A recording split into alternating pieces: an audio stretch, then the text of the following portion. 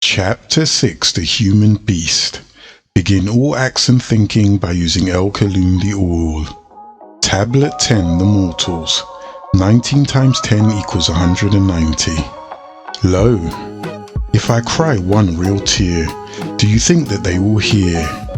Remembering my trials in this holy tablets, and being sent to human beings, one must be prepared for their nature. An initiation is like a birth, and the key to overstanding it is to overstand. Each that is born of someone who themselves were born of someone. All the pure ones have a link. It is a link much like the etheric cord that stretches from soul to soul, and which keeps the channels from the higher realms, the etheric state, into the earth plane opened.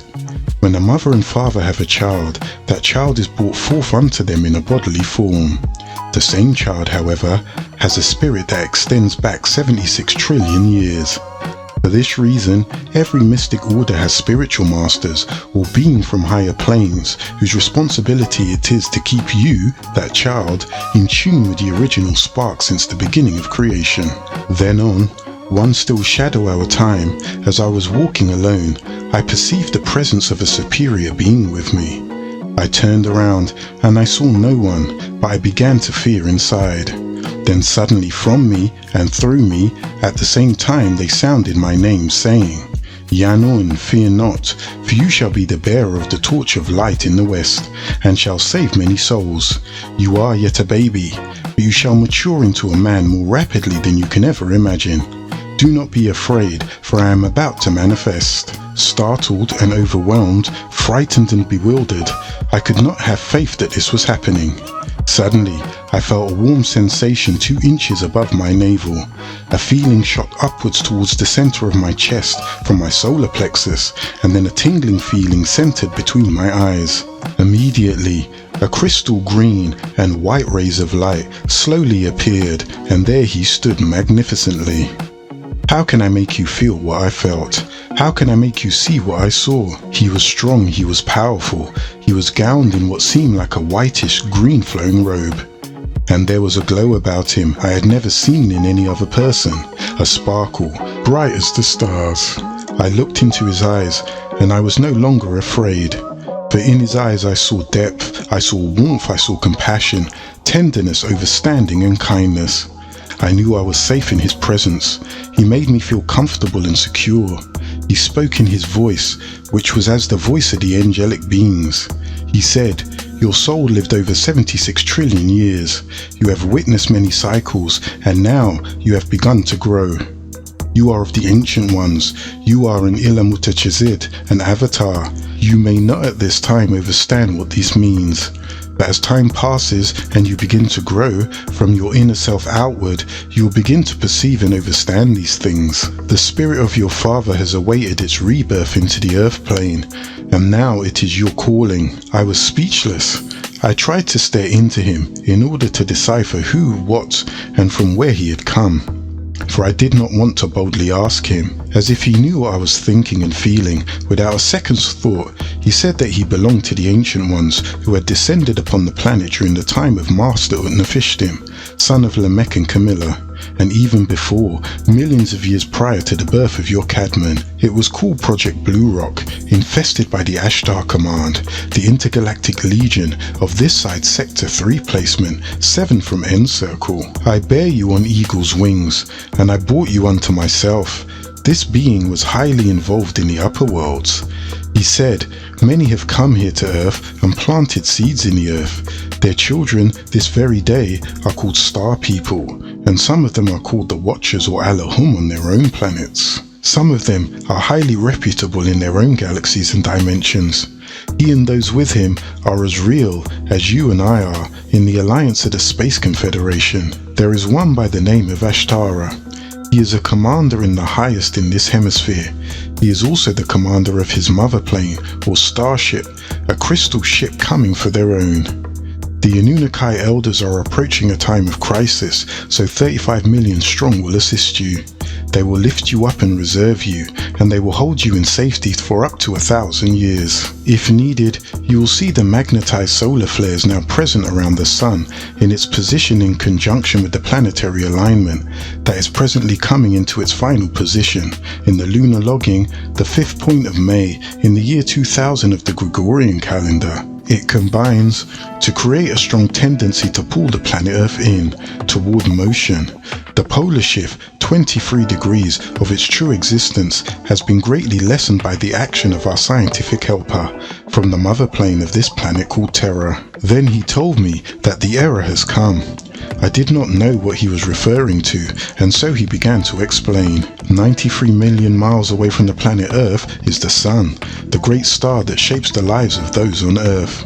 It takes the Earth 1 year to revolve around the Sun, and that 1 year is divided into 12 months. The Sun and other planets that make up your universes orbit around the galactical center called the central vortex. And just as the 1 year that the Earth takes to revolve around the Sun is divided into 12 months, so is the time that it takes the universe to orbit around the galactical center divided into 12 periods. Each period consists of 2,075 years, totaling approximately 25,000 years, which is the time that it takes the universe to make one complete rotation around the galaxy. Each period or era has a name according to the monthly signs and in reverse order. For example, the universe is now pushing out of the era of water, the era governed by all that is physical, known to many as the Piscean era, and is now entering into the era of air, ether, mind and power, known to many as the Aquarian age. This new age is a spiritual era that the world is now ready to accept, and you have been chosen to teach the light of the ancient mystical order of Melchizedek to the new souls who are waiting to receive it. Those souls who realize that there are extra senses, that there is an astral body, an aura, and that communications can be made with beings outside of this planet. These 12 eras from the Piscean era, moving counterclockwise, have 8 doors that open up. When the 6th door opened up, in the lunar logging of the year 1966 of the Gregorian calendar, the disagreeable beings descended down into Earth in many forms, including the human beings from the Ashtar Command, the ancestors of the disagreeable Halabine Flugelrods or Halabs, who now seek to control the planet under the name of the Children of Light, simply the Illuminati. Then, the 7th door opened in 1970 AD, and agreeable beings, the Anunnaki from Nibiru, descended upon the land in order to help you. This was my year. 30 years from the year 2000 AD, which is the year 6000. You have 60 seconds in a minute and 60 minutes in an hour, 666. Sensing that I was afraid, for fear that I would not be able to retain all that he taught me, he said, "Try not to retain all that I have taught you, but rather relax, and it will settle itself into your subconscious mind. Once it's in there, when you need it, it will burst forth like the sun in the daylight hours, if you have faith without doubt. And put your trust in Anu. You will find that we the Allahum will open you up, and all the answers in the universe will reside in your chest." Having said this, he was gone from sight. I stood there frozen. Where did he go, I thought, and why didn't he tell me his name? I waited, for hoping that something would happen, and a lady passing by said, "Are you alright, mister? You look ill." I spoke back saying, "I'm fine, thank you," and then I proceeded to walk away. Suddenly, while walking, fear overtook me. But why was I afraid? Immediately I realized that it was because he was withdrawing from me, and 7 minutes later I heard a voice from a distance saying, "Seek me and you shall find me. Ask for me and I will be there. Knock and I will always open this side of the world to you." And then the voice faded away. I looked, I called, it was gone. I cried all the way home. 7 months passed before I heard from him again. Then one day while meditating, in a state of profound tranquility, when my mind and soul were in communication with the cosmos, I began to feel his presence. I was sure that he would manifest, but he did not. Instead, a name appeared. My room was dimly lit by candles of the Sabbath, but there, just above my head, in a cloudy yet visible form, was the name El-Qadir, which in Ashuric Arabic merely means green. I stared at the name for what seemed like an eternity, and slowly thereafter it disappeared. I sat there in the stillness of the room, contemplating my thoughts. Who was El-Qadir? If El-Qadir was the name of a person, who was that person, and what important role would he play in my life? Was El-Qadir the name of the one who made his presence known to me? I knew I had to find the answers to my questions, so I went to the library in search of books which could give me some enlightenment. Later, I questioned various Sudanese Arabs that I had been acquainted with. In my quest, I learned that there was indeed a supreme being who was called by the Muslims Nebi Qadir, and the Green One, my spiritual father. He was referred to as the Green One, for he possessed a green light, a force that he directed which could sustain every physical form and heal every disease known to humankind. Suddenly, the pieces of the puzzle started to fall into place, for you see, I knew that I had been endowed with a green light which made it possible for me to heal the sick. For many times, people would come to me ill and I would make them whole again. But it was not until then that I had inherited that ability. It was a gift from Yaa-Nun by way of El-Qadir, the Green One. I could not wait for my visitor to return. I wanted to tell him all that I had learned. And so, anxiously every shadow hour time, I looked for him. Then one shadow hour time, while I was alone in my room, I felt him staring down at me. Appear, I thought to myself, I want to see you. Suddenly, without warning, he manifested. He said, I am here. And as my eyes gazed upon him, I felt a surge of energy run through my body. My stomach quivered with excitement and a chill went up my spine. He looked at me and proceeded to tell me that he was indeed El-Qadir, and that he was known by many other names: the Ancient of Days, Nabi Qadir, Father Time, Sheikh Qadir, Melchizedek, Malki-Sadak, Murdoch, and Mikael. Yes, he was Mikael, son of Enki and Dankina, the head of the Anunnaki, who waged war against the bad Anunnaki, Azazel, later called Halal, Ja'an, Shaitan, and the Devil. Those who were created of 180 degrees of evil, fire, who rebelled when the foundation of the world was being established. He said that he was also head of the material order of the Anunnaki, to which the Essenes belonged. The Essenes, he said, were a group of people who lived around the Jordan area, all around Jerusalem, and they were taught the lesser mysteries as opposed to the greater mysteries. He also spoke of Master Yeshua, for like me, he was also an Ilam Mutajasid, an avatar, who was caught between two worlds. He said Master Yeshua belonged to the ancient and mystic order of Melchizedek. In the last days, he said, I, El-Qadir, will intervene for the special people, Nuorpians, when evil religion comes to triumph. I will use you as my vessel to communicate my message of green light, right knowledge, right wisdom, and right understanding, Nuorpu. Fascinated by these words that caressed my overjoyed soul, I knew I had found a friend, someone I could depend on. He remained silent for a moment, as if in deep contemplation, and then he told me that I would be given an initiation, which would prepare me for all that I would encounter as the spiritual guide of human beings. He told me that I would be summoned when it was time, and that I would have to make a journey to Sudan and seek him at the junction of the two Niles, Tuti. Thereafter, he referred me to the section in the Quran which speaks about his meeting with the Elohim Moses in the 69th degree, which was changed to the 18th degree, verses 60 to 62, and his meetings with Master Abraham in the book of Genesis chapter 14 verse 18, at the Tigris-Euphrates River. He then explained to me the meaning of the sacred water, the fire, and the sacrifice. As he departed, he told me that he would not see me for a while, but that when I needed him, he would be there, and then he was gone. Months passed before I heard from him again, and during this time, my life took a drastic change. It was as if I was a huge magnet, drawing all kinds of people towards me. Answers to questions that I never thought I could answer started pouring forth out of my mouth. My Earth family was amazed. It was obvious at those moments that someone of great wisdom had inhabited my body, and through me he was speaking. There were times when I would sit in my room and cry because I felt I was being asked to do something that I did not understand.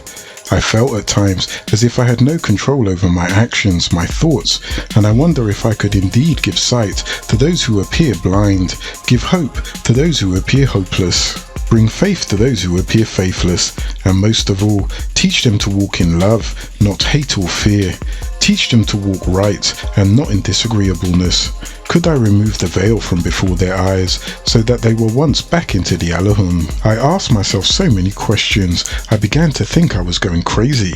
Sheikh Kadir had not made his presence known to me in so long that I began to wonder whether I had imagined everything that had happened. Did I indeed see this majestic being? Was he real, or was he a real figment of my imagination? But he was real, alright, for whenever that strong sense of insecurity would overshadow me, I would feel El-Qadir's presence and he would comfort me. Finally, in the lunar logging of the year 1973 of the Gregorian calendar, I was summoned to take my journey, and I was told to go to Sudan, and that once there, I would go to the Grand Temple of Khartoum and seek a human being named Mahmud. I was told that his name would be Mahmud, for he belonged to the final part of the three-letter mims of the name Muhammad. Ahmed, before the Prophet actually came Muhammad, son of Abdullah and Amina, when he was here, and Mahmud when he had finished his mission. That is, Ahmed in prophecy, Muhammad in birth, and Mahmud in the end. I knew then I was not always to be a Muslim, but it was 1 degree in my studies. As I prepared for my journey, I was very excited, for I realized that this journey would mark a change in me, and that it would affect not only my life, but the lives of all the people I touched.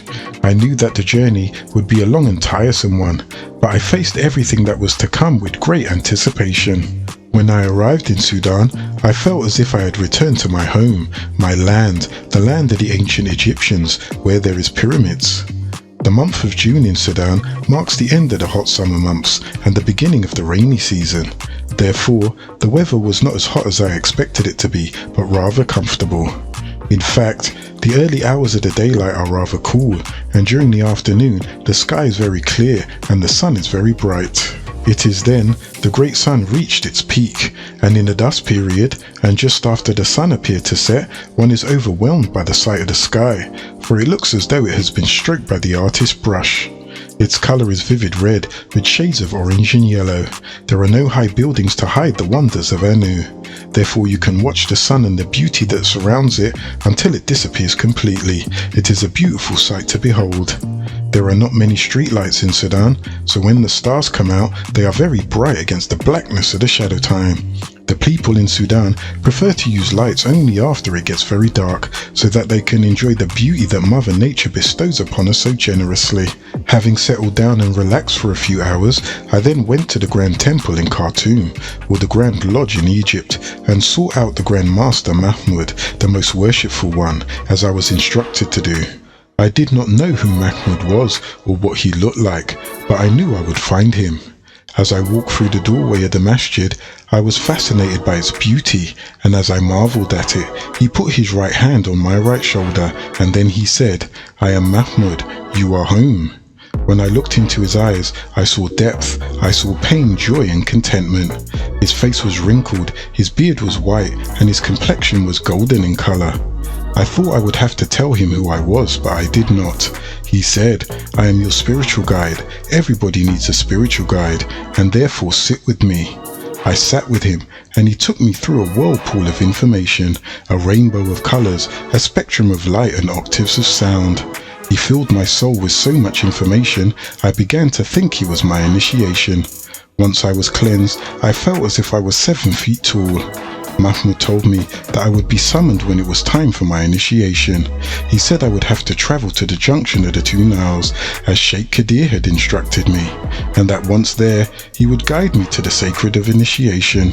He instructed me in how to prepare for the initiation, and told me that I would have to be at the junction of the 2 Niles in the evening after the sun appears to set, but did not tell me on what day. I returned to my dwelling, and on the following Thursday I was summoned to the Nile.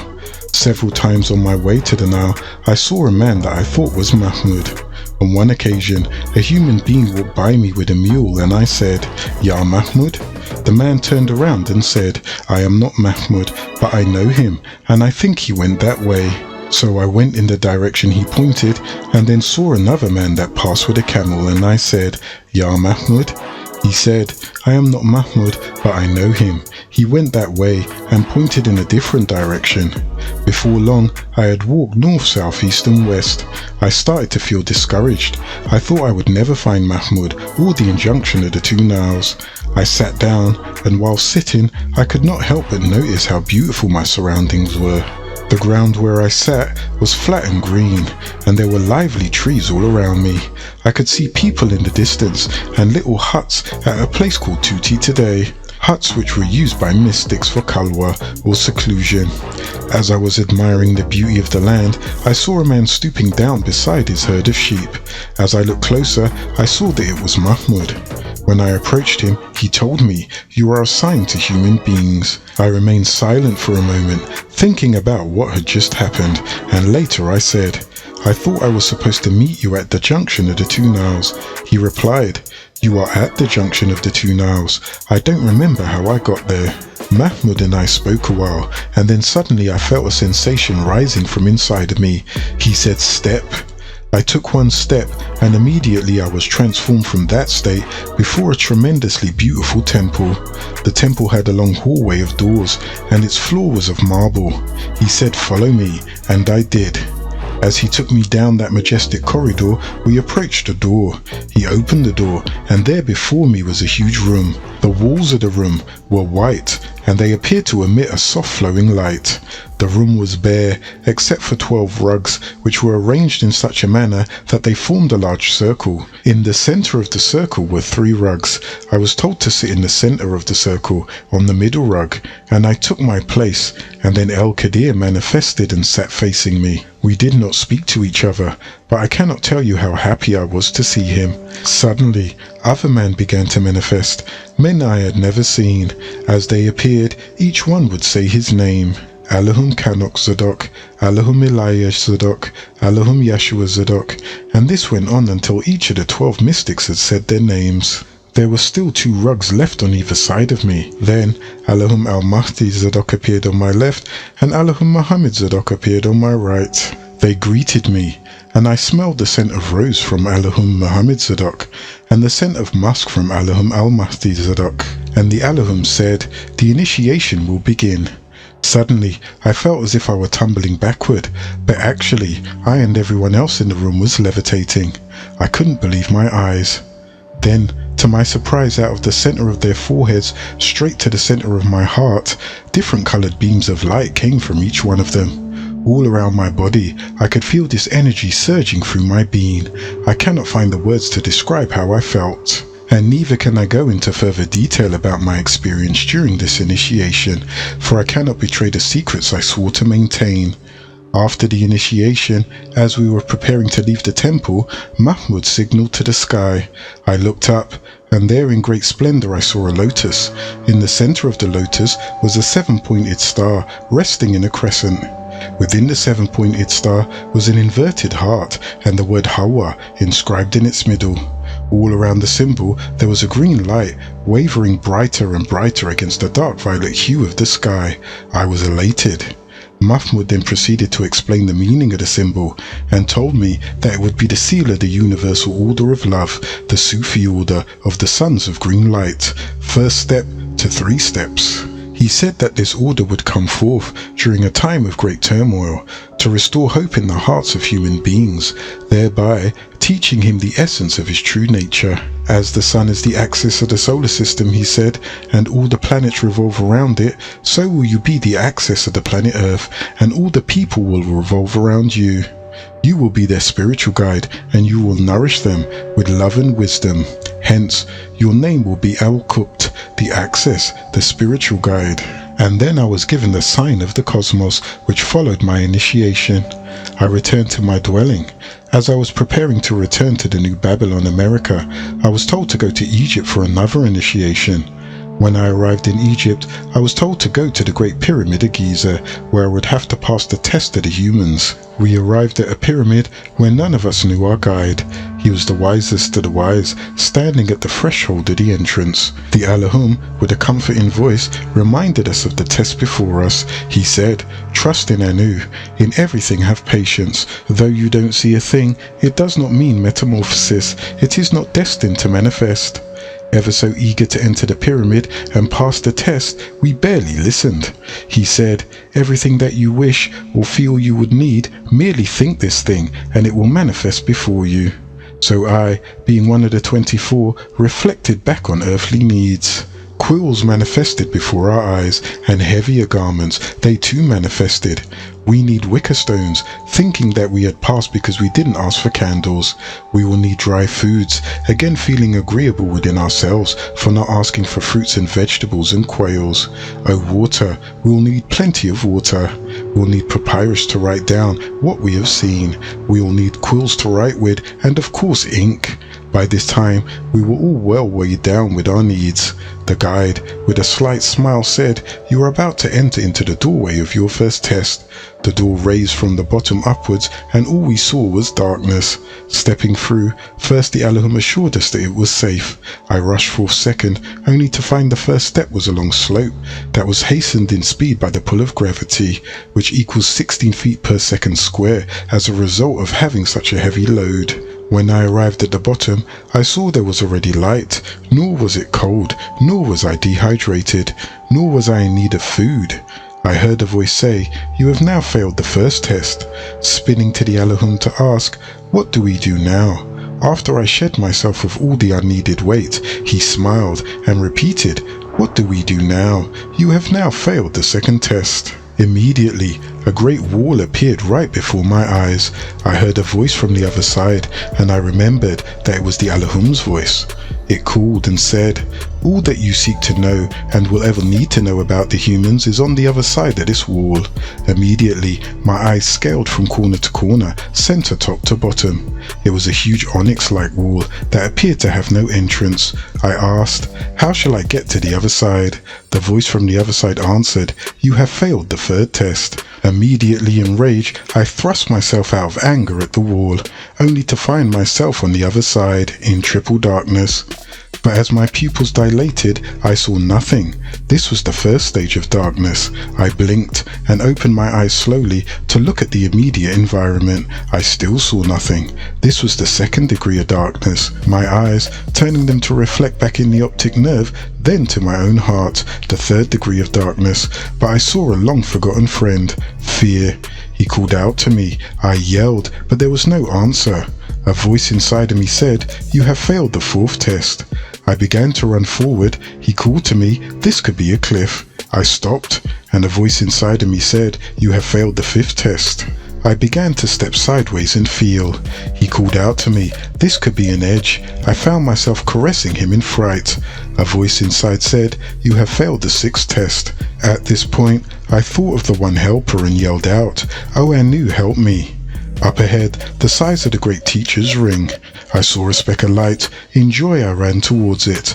As I approached the light, its size increased, and I thrust myself head-on into it. I found myself back outside at the threshold of the pyramid. The Allahum said, "You have failed the seventh test." With that same smile on his face, he said, "In failing the seventh test, you have passed the first test, for now you know what it feels like to be a human being. You are about to enter into your first test. Anything that you feel you need or will need for your test, merely think it and it will manifest." Turning to the Allahum with a smile on his face, I said, "I already have Yaa-Nun. I need nothing." I passed the test. Tablet 11, the identification. 19 times 2 equals 38. Lo, I am the seventh star which Yaa-Nun Elyon El holds in his right hand. I drink of the same cups as he. Yaa-Nun gave me the right to the staff and the crown. I am the bell of life, the truth I sound. Fear not things that you shall suffer. For if you know, and you have faith in the facts beyond any doubt, you shall receive the crown of life. I am the bell of life, the truthful sound. Give me evil, and I'll turn it good. I'll even exchange 6 into 7.5 of 12. I am the star at the tip of the candlelight, which brightens the cosmos and burns forevermore. I am he that will behead Azazel the evil one and lead you into the holy war. I built the cell which became the amoeba. I quote the scroll of all. I hovered above the Aqsa Mosque in Jerusalem, and I counted each shield of solid gold. 3,392 is the number. You count them if you can, or just hover overhead. Don't fall. Anu Elion Elion El empowered me, for he is the magnetic center of the universes, the infinity above all mathematics. Anu gave me the key to all living science, all of which is in the circle of the universal mind, and for the mind to seek. But he also gave me responsibility for the ones that fear death, the weak. He knowing not whatever is near, to him it's unseen. To all immortal souls reside for all the boundless universes in life, there is no one that really dies. Once the blind can see, the deaf can hear, the dumb can be made to overstand, and that dust man treads becomes life for all life to be. Yes, all of this Anu gave to me, identity. I came to a city where people crowded around and they said, "In what company do you travel? What is your bequest?" they said. "Whom doth you overstand?" they said. "What is your pedigree?" they said. "What is your doctrine?" they said. "Who knows all of your doctrine?" they said. "Who has no doctrine at all?" they said. "Where are you from?" And I said to them, "What seems to you simple is not. What seems to you to be many is one. What seems to you complex is easy. The answer to you all is, I be not an I, but a we."